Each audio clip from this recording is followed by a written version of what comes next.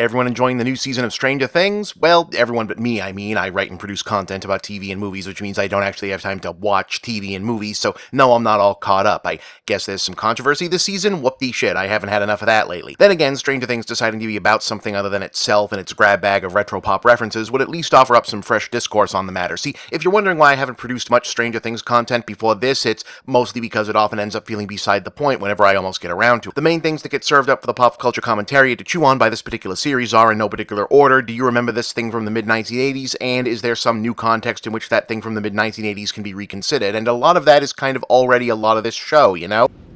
I understood that reference. Okay, then again, just in case you're watching this and you don't actually have the context, Stranger Things is a supernatural sci-fi horror drama series on Netflix, currently in its third season, centering on a group of children whose lives are upended by revelations of disturbing paranormal and/or government conspiratorial goings-on in the shadows of their seemingly idyllic small town. Without getting into heavy spoilers, it basically mashes together the plot outlines of several different Stephen King books, and also, I guess, Phantasm, The Gate, The Goonies, maybe Monster Squad, and My Science Project, kind of. You don't know what you're looking at. You don't know what you see. I mean, it's pure time, pure space. No.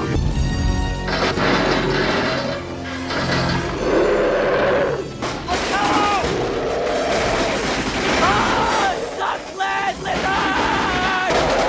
go! The world is not ready for space and time. It's only for such rare individuals as myself. And the future is a groove, man!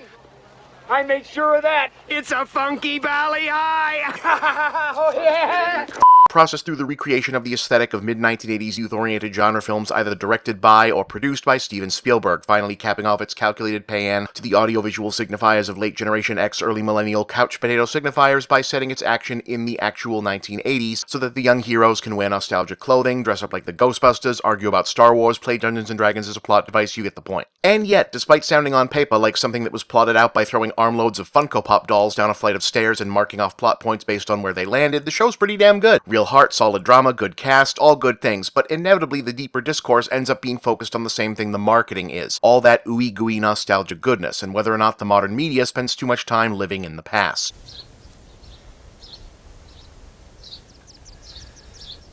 Kip, I reckon you know a lot about cyberspace.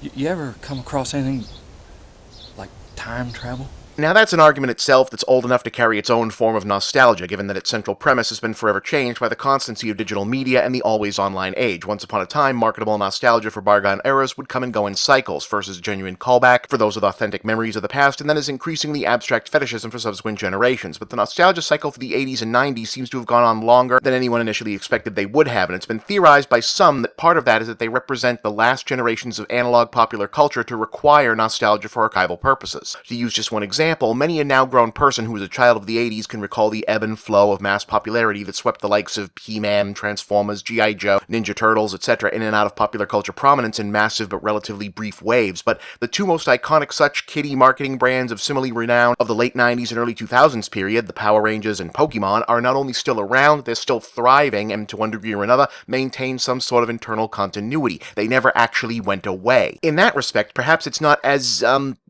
strange of a thing, sorry, for there to be so much material like Stranger Things, The Goldbergs, the 1990s set fresh off the boat, or even the similarly 80s fixated Ready Player One to be so determined to keep the end of the analog era's feedback loop humming at least somewhat as loudly as the beginning of digital still is. And it's not like I'm someone who's ever had a problem distinguishing the harmless nostalgia of sincerely preferring stop motion to CGI or missing the hair metal scene from the negative nostalgia of, man, I like this better when this country was more Caucasian, you know?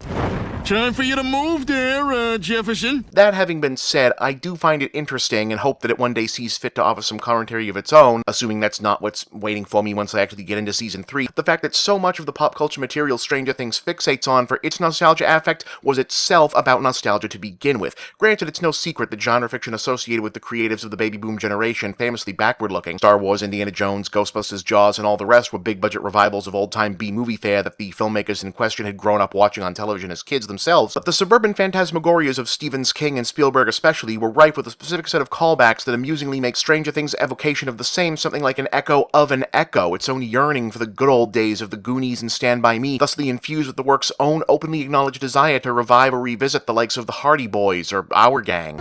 And That's how a troubled young Moe saved the day. And I can't help but wonder, knowing that Stranger Things does indeed have a young fan base that doesn't actually have first-hand memories of its various references, what it'll look like when the series inspires its own nostalgia in a generation's time. Nostalgia for 2010s, nostalgia of the 80s, which was nostalgia for the 40s and 50s. I mean, well, at least my job's not going anywhere.